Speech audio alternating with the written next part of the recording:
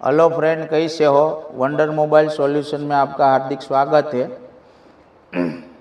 मैं mobile repairing course की training इधर दिया जाता है wonder institute of mobile technology में। वंडर मोबाइल सॉल्यूशन ये हमारी यूट्यूब चैनल है, उसका नाम है, और इंस्टीट्यूट का नाम है wonder institute of mobile technology.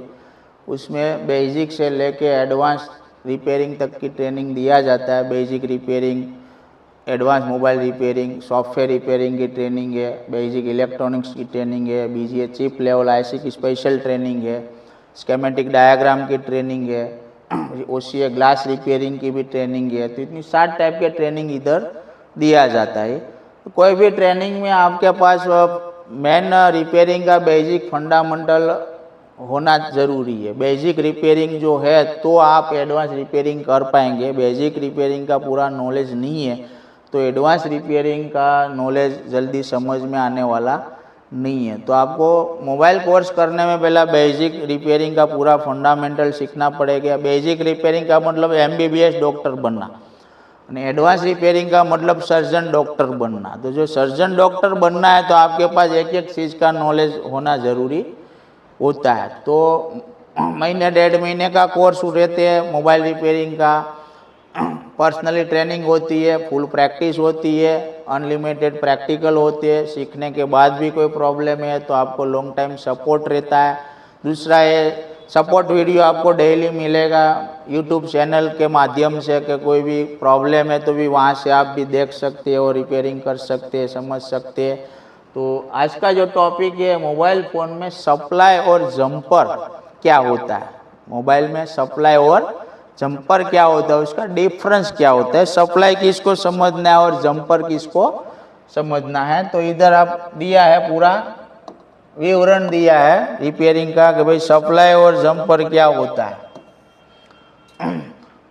तो मोबाइल रिपेयरिंग में सप्लाई और जंपर दो सबसे बुनियादी शब्द है। अगर आप सर्किट को समझना चाहते हैं तो इनका मतलब जानना बहुत जरूरी है। सर्किट समझनी है आपको तो ये मतलब भी जानना जरूरी है कि भाई सप्लाई और जंपर क्या होते हैं। सप्लाई क्या होते हैं तो कि मोबाइल के हर हिस्से, जैसे डिस्प्ले, कैमरा, माइक, सीपीयू को चलने के लिए वोल्टेज की ज़रूरत होती है। वो बैटरी से लेकर उस हिस्से तक पहुंचने वाली बिजली या वोल्टेज को सही सप्लाई करते हैं, बराबर।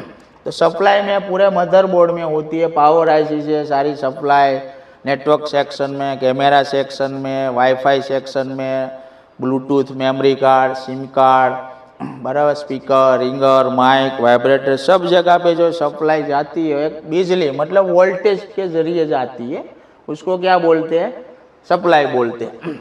तो क्या भाई उसमें वीपीएस या मुख्य पावर सप्लाई होती है, जो बैटरी से आती है, चार्जिंग आईसी से आती है, ये मुख्य पावर सप्लाई होती है।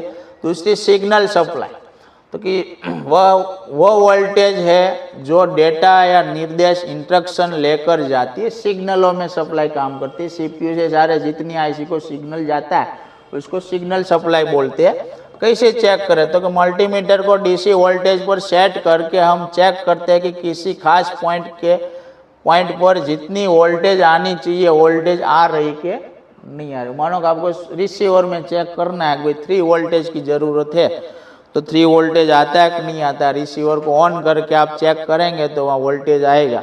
चार्जर लगाया है तो चार्जर पिन पे 5 वोल्टेज आ रहा है कि नहीं आ रहा है। हम डीसी 20 मीटर पे रख के हम क्या कर सकते हैं, चेक कर सकते हैं। 5 वोल्टेज नहीं आ रहा है तो उसका मतलब या तो आपका चार्जर जैक खराब है, या तो जो 5 वोल्टेज आ रहा है वो मदरबोर्ड में नहीं जा रहा है। चार्जिंग पिन आउटपुट दे रही है लेकिन चार्जिंग आईसी तक नहीं पहुंचता है, तो उसका मतलब कि वहाँ से सप्लाई क्या है, ब्रेक है। क्या है, ब्रेक है। तो हम आउटपुट चेक करेंगे या लाइन में जीआर चेक करेंगे तो उसके माध्यम से हमको पता लग जाता है कि भाई जी सप्लाई चालू है कि बंद है। तो ये सप्लाई समझ लिया कि हर एक हिस्से में जो वोल्टेज आ रहा है उसको हम क्या समझते हैं, सप्लाई। तो अब जंपर क्या है, तो कि जंपर एक पतली इंसुलेटेड तांबे की तार होती है, जंपर वायर होती है। एक इंसुलेटेड लगा हुआ एक जंपर वायर होता है जिसका इस्तेमाल सर्किट में टूटे हुए रास्ते को जोड़ने के लिए किया जाता है। ये जंपर वायर का जो यूज होता है, कोई भी सप्लाई टूट जाती है, ब्रेक हो जाती है, ओपन हो जाती है, वो सप्लाई को जोड़ने का एक तार होते हैं, उसको क्या बोलते हैं? जंपर बोलते हैं। क्यों लगाते हैं? तो कि मोबाइल अक्सर गिरने या पानी में जाने, वाटर डैमेज से अंदरों की ट्रैक कट जाती है, तब बिजली એટલે वोल्टेज एक जगह से दूसरी जगह नहीं पहुंच पाती है, तो हम तार के जरिए नया रास्ता बना देते हैं। मान लो कि कोई सप्लाई है, तो भाई एक माइक की सप्लाई है, उसमें मान लो कि कोयल लगा है या तो रजिस्टर लगा है, भाई इधर से इधर की सप्लाई जो है ब्रेक हो गई है, क्या हो गई है? तो हम मीटर से चेक करेंगे तो मीटर से पता लग जाता है कि लाइन बंद है, जीआर नहीं आ रहा है। तो जहाँ से जीआर आ रहा है वहाँ से हम सप्लाई लेके वो पेड़ पे, तो हम एक जंपर कहाँ लगाएंगे? इधर लगाएंगे। दूसरा जंपर कहाँ लगाएंगे? तो ये लाइन हमने बाहरी रास्ते से उसको रास्ता कंप्लीट कर दिया और जंपर लगा दिया, तो जो ओपन लाइन है वो क्या हो गई है? जुड़ी गई है ना, हमारी सप्लाई क्या हो जाती है? चालू हो जाती है। कैसे लगाते हैं? कि टूटे हुए रास्ते के शुरुआती पॉइंट और आखिरी पॉइंट के बीच में सोल्डरिंग आयरन की मदद से जंपर वायर जोड़ दी जाती है। तो जो जंपर लगाना है वो जहाँ से सप्लाई बंद है वहाँ एक जंपर देना है, जहाँ सप्लाई चालू है वहाँ दूसरा छेड़ा देना है, और शोल्डर से आपको क्या कर देना? लगा देने का। तो जो भी कोई फ़ोन में सप्लाई जो बंद होती है वहाँ हम जंपर लगाया जाता है। सप्लाई और जंपर का संबंध क्या होता है? सप्लाई और जंपर का संबंध क्या होता है? जब मोबाइल में कोई सप्लाई लाइन कट जाती है तो उसे ठीक करने के लिए जंपर का इस्तेमाल, कोई सप्लाई ब्रेक हो जाती है तो सप्लाई को सही करने के लिए जंपर का किया। उदाहरण के मान लीजिए कि आपके मोबाइल में माइक काम नहीं कर रहा है, आपके मोबाइल में माइक काम नहीं कर रहा, आपने चेक किया कि माइक के पॉइंट तक बिजली नहीं आ रही है, माइक के पॉइंट तक वोल्टेज नहीं आ रहा है, आपने देखा कि रास्ते में एक छोटा कंपोनेंट टूटा हुआ है जिसकी वजह से लाइन कट गई है, रास्ते में कोई सीरीज कंपोनेंट लगा हुआ है, सीरीज कंपोनेंट टूट गया, जल गया, निकल गया, तो ये पता लग गया। अब आप एक पतली तार जंपर लेंगे और सप्लाई वाली जगह से माइक के पॉइंट तक उसे जोड़ देंगे, इससे माइक को पावर मिल जाएगी और आपका माइक क्या होता है? काम करने का चालू हो जाता है। जरूरी सावधानियां रखनी है जंपर लगाते हैं, तब आपको खास ध्यान रखना है कि शॉर्ट सर्किट जंपर हमेशा सही पॉइंट ये लगाए। कहाँ लगाए? सही पॉइंट पे लगाए। अगर गलती से सप्लाई ग्राउंड के साथ जंपर हो गई है तो फोन शॉर्ट सर्किट हो सकता है। जहाँ भी जंपर लगाते हैं वहाँ ग्राउंड के साथ टच होना नहीं चाहिए, न कि शॉर्ट सर्किट हो जाता है। हमेशा इंसुलेटेड वायर, हमेशा इंसुलेटेड जंपर वायर का इस्तेमाल करें ताकि वो दूसरी लाइन से टच ना ले। कोटेड वायर कोई जंपर में यूज करना है। जो खुला वायर से जंपर करेंगे तो आपका ये शॉर्ट सर्किट हो सकता है। दूसरा है सप्लाई कैसे कहाँ जंपर लगाना है, वो आप स्केमेटिक के जरिए आपको पता लग जाता है कि भाई हमको जंपर कहाँ लगाना है।